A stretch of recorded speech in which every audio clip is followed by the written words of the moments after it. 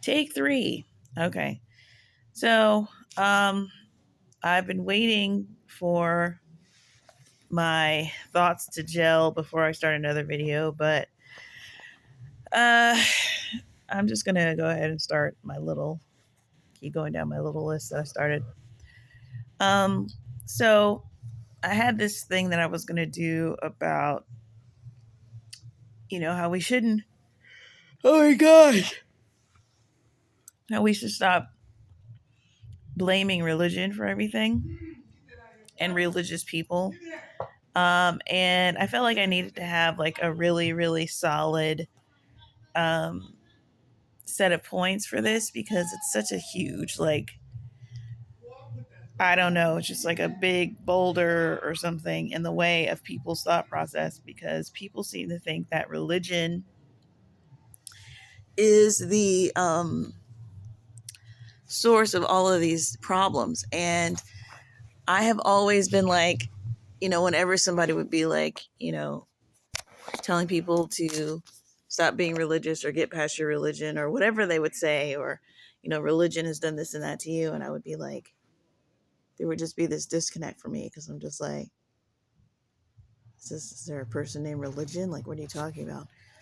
Um, like, I understand that, like, it would be like if things that happen to you at a hospital, it's like calling everything medical. It's like, just because somebody poured hot scalding coffee on you at the hospital doesn't mean that what happened to you is medical. So like medicine wasn't the culprit, you know what I'm saying? Like blaming medicine for that, blaming big pharma for that. It's just like, this is misplaced. So I was trying to come up with like at least 3 bullet points of things that are not religion, um and why we need to be looking at other things. But I literally only came up with like one. I think I came up with 2, but I can't remember I can't find the notebook where I started making the list. So um but like, oh my god, I cannot restart this video again just because I'm yawning. But so like, one thing that I see a lot of out of people, um Christian or non-Christian, is that they really hang on to any sort of authority that's being put forward. This is so dark in here. It's a cloudy day, but this is like the lightest lighting that I'm gonna get. Let me turn my light on. Um,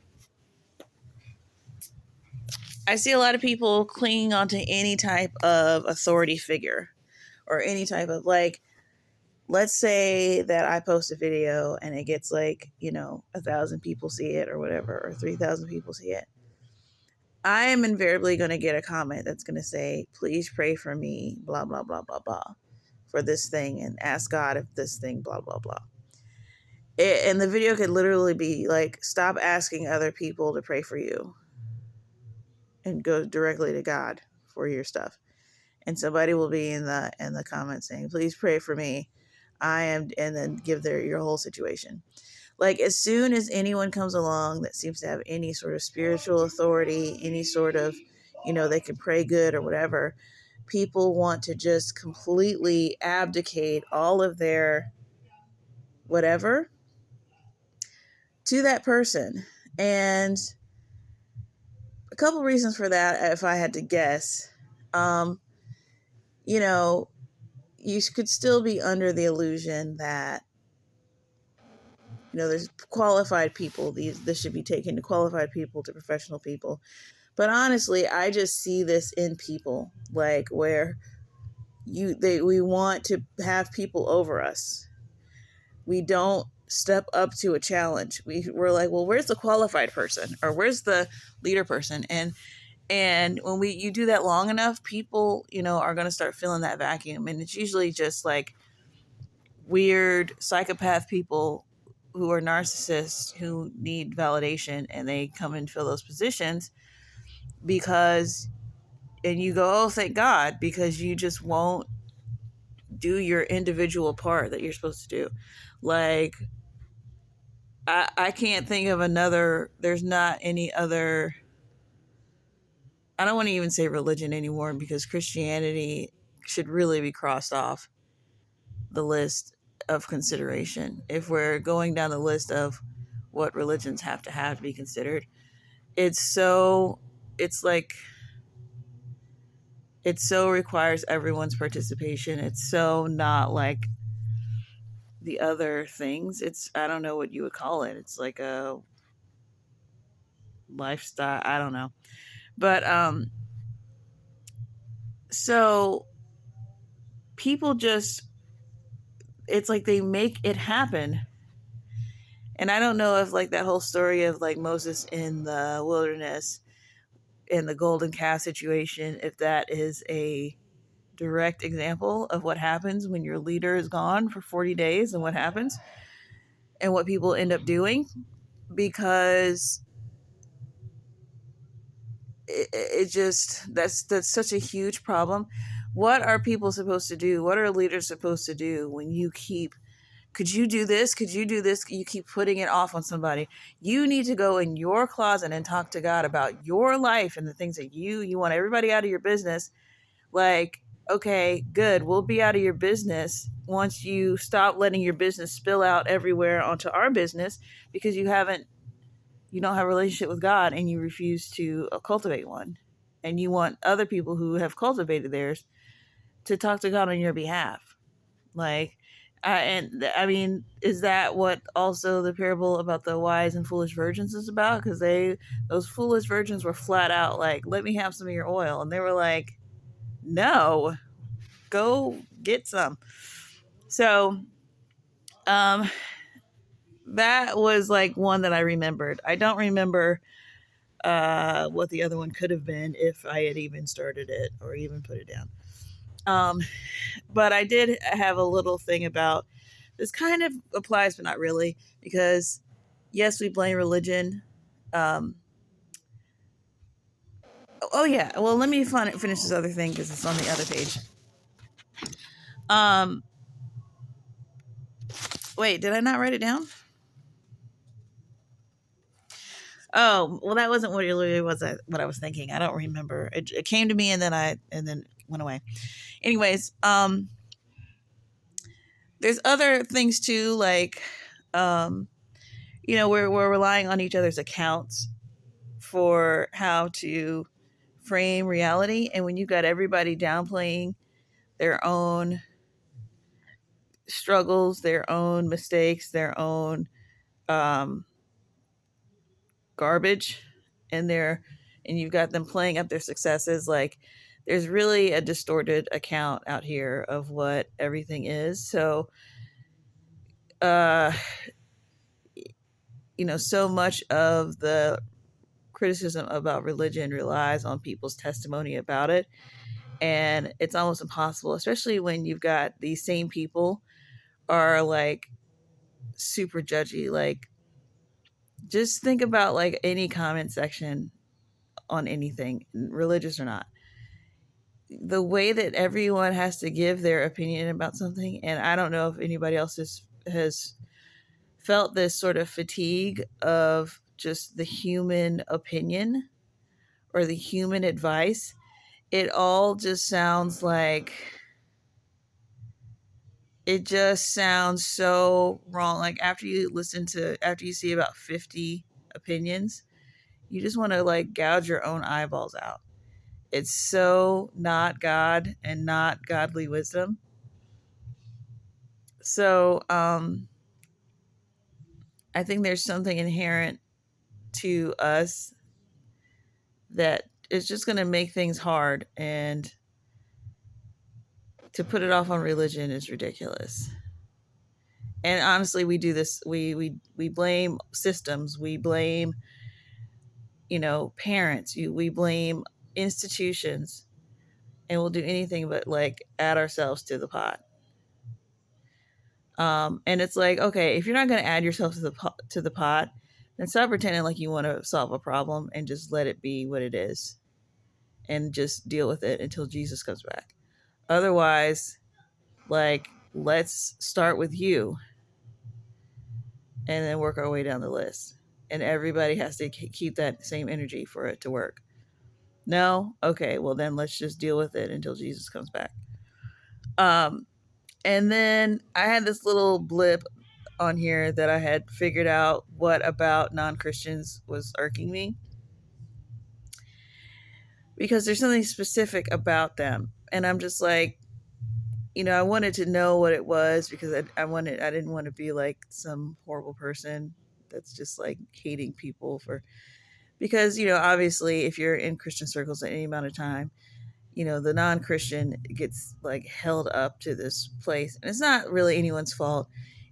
Jesus talks a lot about, going and get the lost, and we know how he feels about it, and, going after the one, leaving the 99 to go after the one, and all this stuff. But I don't know if anyone's listened to testimonies or just, come to a certain perspective about that. I mean, these lost sheep, they all have a vibe about them. And while you cannot judge it, and it's not like don't judge us bad, it's literally impossible. You cannot determine who's that lost sheep. And so you do have to sort of treat everyone with a the way that you would treat, I don't know, I'm not even to say the way you would treat a believer, but it gets to the point where, because especially if you're in Christian leadership, the non-believer becomes this reflection of your own success. And so it gets a little weird, where we're just doing everything in our power to, like, we're bending over backwards for non-believers when we should be bending over backwards for believers. And it's hard to tell, which is which. I just was watching a video on, I was watching this documentary on Martin Scorsese, who's like one of my favorite directors. And, it was going over the part where The Last Temptation of Christ came out. And I remember, like, it was a big to-do. I didn't know what I heard about the to-do. I was a little too young to understand that it was going on, but they were chronicling what happened. And it was like Christians all over the world were like, really did not want this movie made. And it was backlash. They were calling the studio. And one of the gangsterous things that I heard was this evangelist or I don't know, he was an evangelist, but he was a Christian leader. Forget his name, but when I heard the name, it was familiar. But he was going to raise $10 million and give it to the studio and pay them to not release the movie. I was like, yo, that's the gangsterous thing I've ever seen a Christian do. And it's just funny because in hindsight, that was like peak. That was some good stuff right there by the Christian. It was like, we made it known that we know. And it's like, no offense, Martin Scorsese, but we just don't trust this story in your hands in any capacity. And it's not like you personally. It's like literally anybody, especially someone who's like, it's this touchy subject. And I think like that time, like that, for me as a Christian, looking back in retrospect and seeing what they put about that was such a strong, I don't know. I don't know any army terms, any like war terms. But that was such a strong, like, advance thing that we did back then. That was super gangster. Like, people should have been scared of us after that. But you know what? I do remember what we got, which was, how dare you stand in the way of Martin Scorsese? And now there's so many believers or so many non-believers who think you're terrible people because you were so mean and snooty. And it's just like, that's why you can't listen to the world. But I mean, it was like, I remember the condemnation that other, like, I don't know, Christians up the butt of the world at the time. I mean, I love Martin Scorsese, but like, we love Jesus. So, um, we love Jesus first, and then Martin Scorsese is like 427. Do you know what I'm saying? Like, you can't just be making movies about anything and like, no, and then have us just like sit back and whatever. Like, as much as we sit back and don't really say much about it, we might not go and we might not support it. That's about all you're going to get. And guess what? We still get the same treatment, and we get laughed at, and we look weak. I mean, it's like weak, and then a bunch of people go see it, and they get their brains, they get brainwashed, and then they get, and then the devil wins. It's like there's no good way to do this that's gonna where you're gonna come out ahead and everybody's gonna think you're the best. That's not where we're at. So, um, so we've got so many more problems besides religion. It's like the devil's gonna make you look like trash while you're here. Um, and he's going to attack you at all times. I just made that point up, so, or it came back to me or something, but it's just like, hey, listen, if you're a Christian, the devil is attacking you day and night. I hope you know that. I hope you know that you are on a list, you have a target, and you are constantly in a spiritual barrage of attack. So the problem isn't always religion.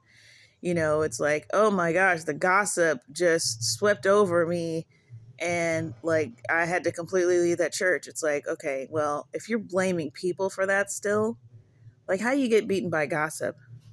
That can only happen in the spirit. It's like it gets weird.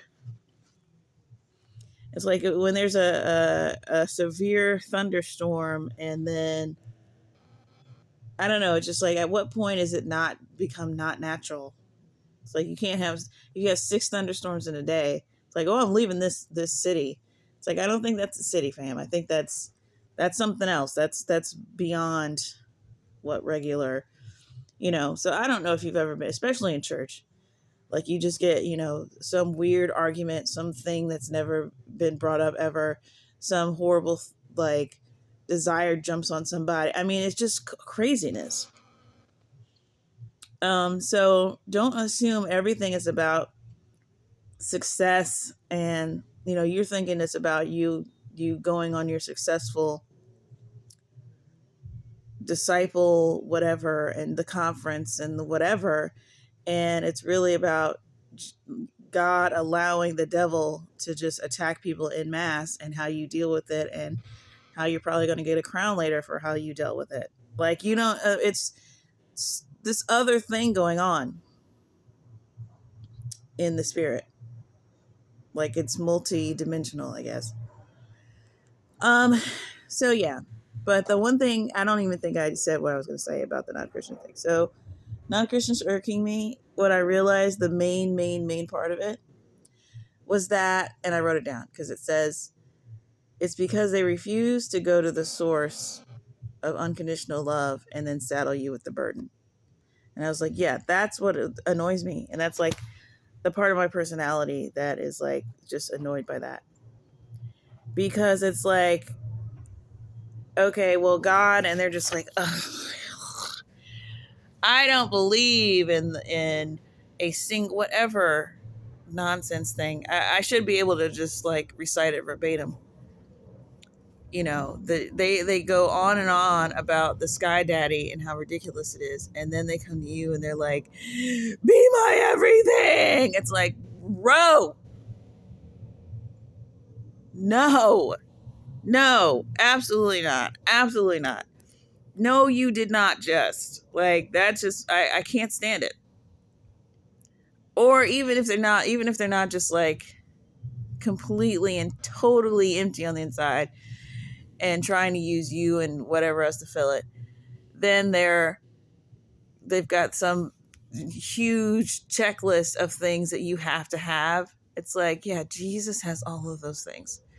There's no person that has that. Well, if you're not going to do this for me and you're not going to do that, and I need to be fulfilled down to my toes, it's like, okay, have you tried God? Oh, well, he's not really. He's a feminine. Okay. I can't with you. I mean, look, is there anything more annoying than that? I don't think there is.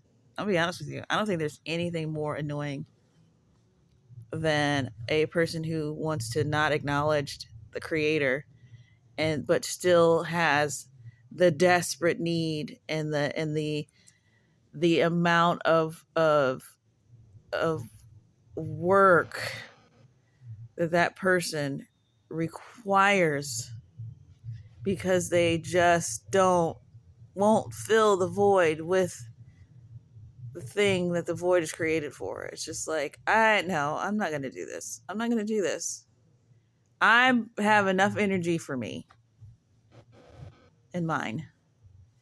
Like, I don't have enough energy for like a continuous black hole that's also in denial. Like, what are we doing? Anyways, so I came up with this, I saw this like parallel, and I don't even know. I hope that I can make this make sense.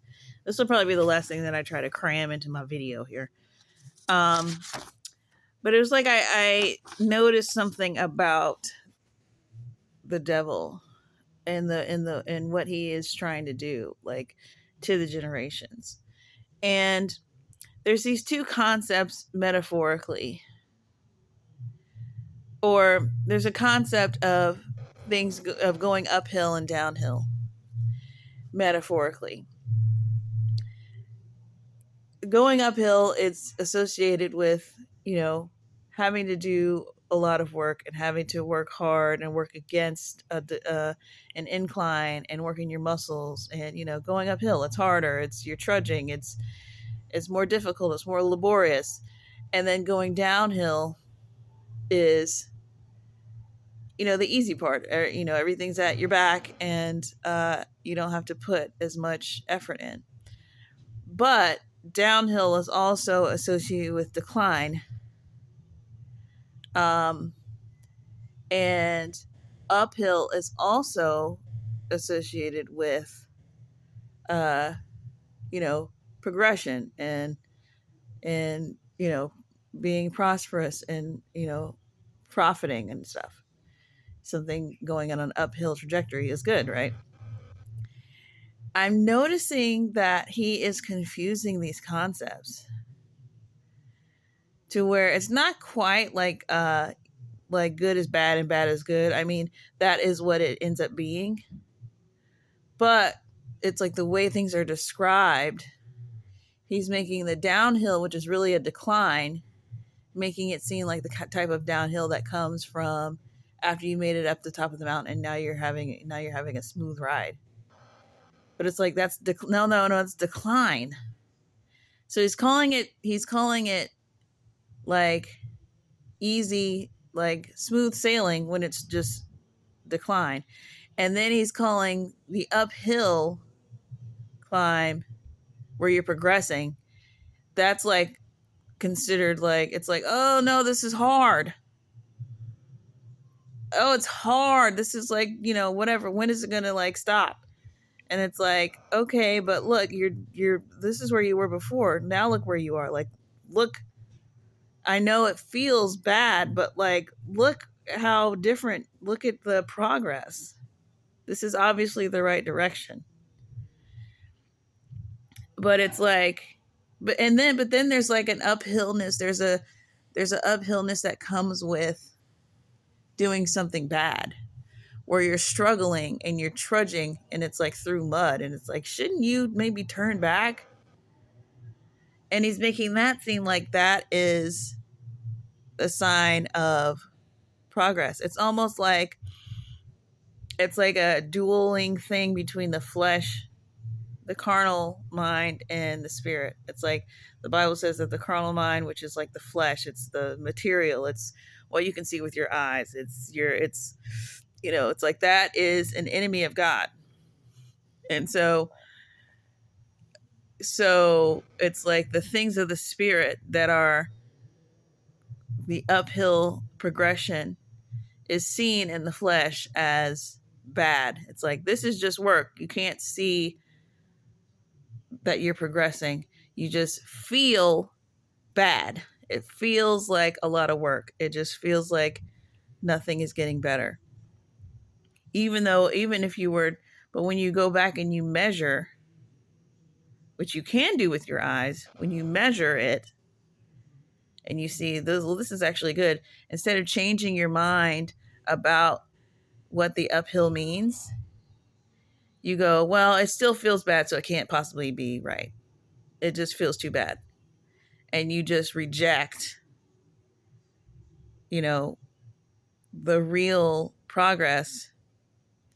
So then now you're going downhill but it's like, this is better.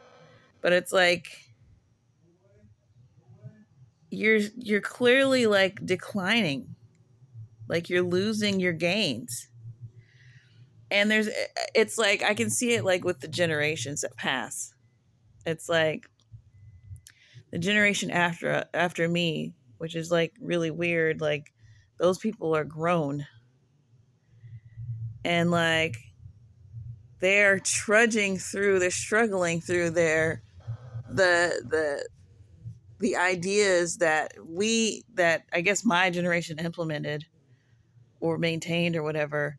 And now there's been enough time that I can see that it was garbage and we should have never fell for that. But they're trudging through it and they're like, you know what? It needs to be even more lax. So their solution is to like, it's just really, really weird. I wish I could explain it with something like, I don't know. I wish I like, in my mind, I'm thinking of just like the whole work culture and how, nobody wants to work at all now. It's like okay, what happened was, and this is what generally happens. I don't think there's anything that you can really do to prevent this. It's sort of like when your grandma said, your grandma got married young and then she raised all her babies by 50 years old. And maybe she got divorced from her husband. And she's like, I wish that I would have waited. I would have, dated a little bit more before I settled down with this man, but society wouldn't allow me to do that. So I just had to marry this freaking blockhead.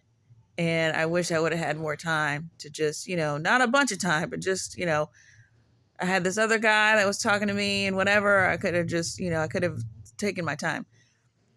And then the generation listens to that information and they go, then that's what we should do. And then they try to do that, what grandma said to do. But the thing is, you can't recreate what grandma said is not really what you heard. What grandma is saying is, I wish that, maybe she's saying, not saying like, I wish that she's telling people like, this is what you should do instead. Don't do what I did. Do what she's saying is, be raised by my parents, be raised in my generation where I grew up, where everything was safe and nice and gas was 30 cents and everybody had an idea of responsibility and there was shame and taking things that didn't belong to you and all that stuff. Be raised exactly like that and then have sexuality and chastity and all that stuff be the exact same thing, except this one little change. That can't happen. We cannot, you cannot progress in that way. Like you can't, this idea that the next generation after you is going to carry some type of torch for you, like that's not what happens. It would have to be the exact same every time for you to even maybe get the result that grandma wanted you to get. Like there is no progression. It's only decline. So then you get people like that who become, they raise people in a certain way because of those ideas. Now it's a different world for those people.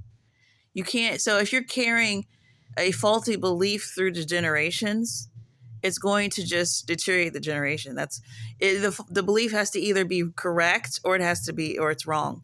If the belief isn't correct, it's just going to just obliterate all the generations. So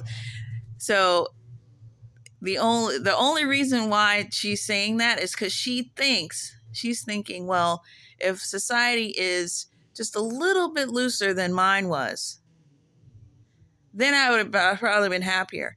That was a lie, Grandma. She don't know because she lived her life. She just took the one path, and she's just whatever.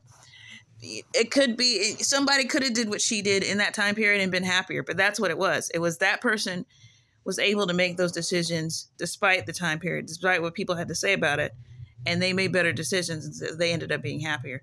The changing of the entire society to make it better for you to make the decisions that you want to make is not a thing.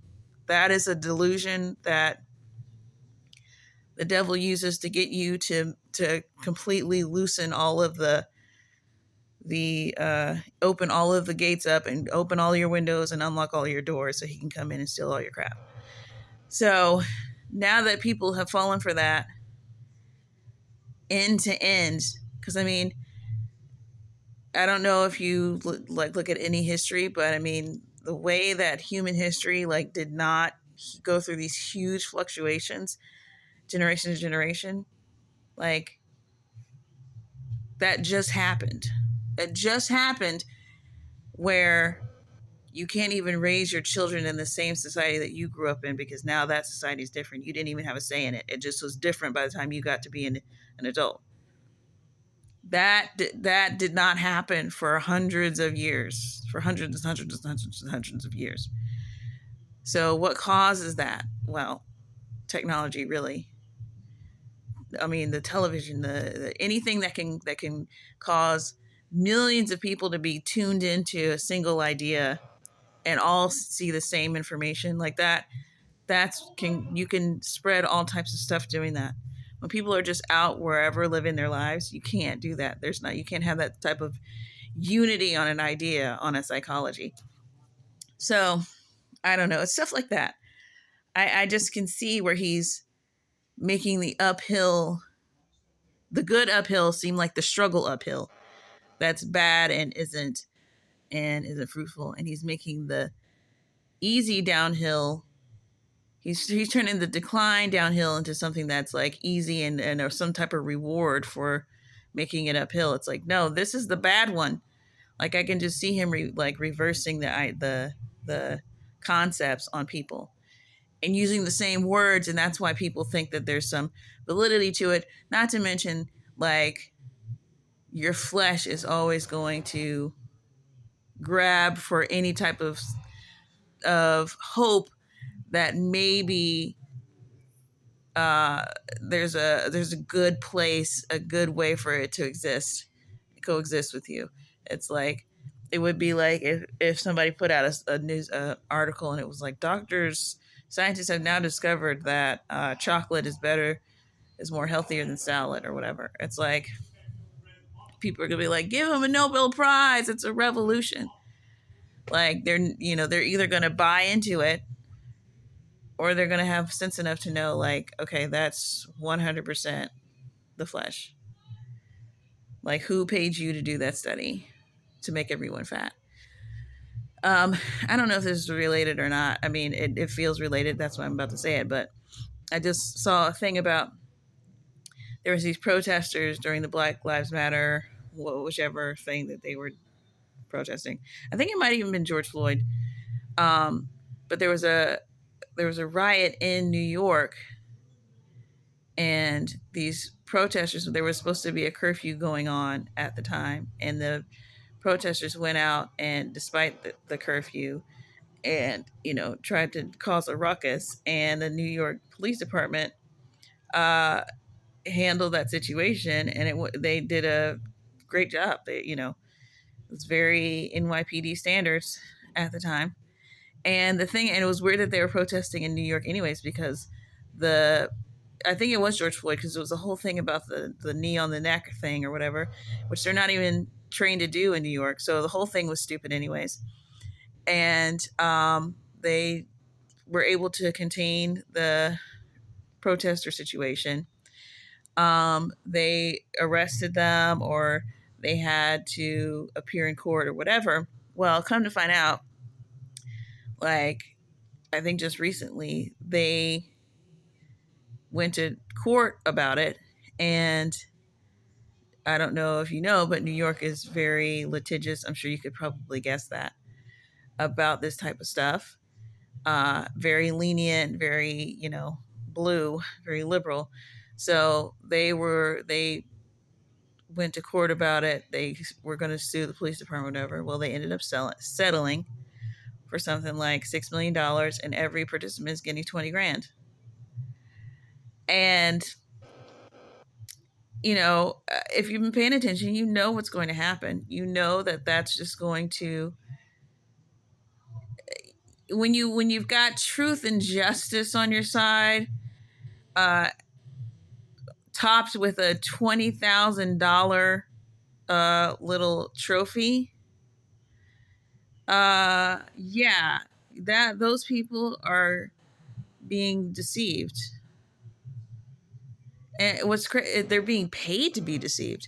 I mean, that is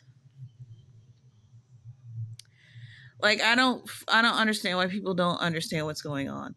This is like if you're in a house and you smell smoke and you're looking at the walls and the walls are moving, when like burnt stuff is burning behind the whatever, and it's just like bubbling up. It's like, get out of the house. We're going to be toast. Like, the people are having a party. They're going, I don't know what's going to, seems like something's going to happen, but I don't know. It's like, dude, the government is paying its citizens to be completely animalistic, being completely unable to judge for themselves, and they're paying them to be this way, and they're taking the money. So this thing is crumbling like yesterday. Like, it's really like, people the Bible says it. People are going to mock and scoff and be like, oh, things have been going on as they have always gone on.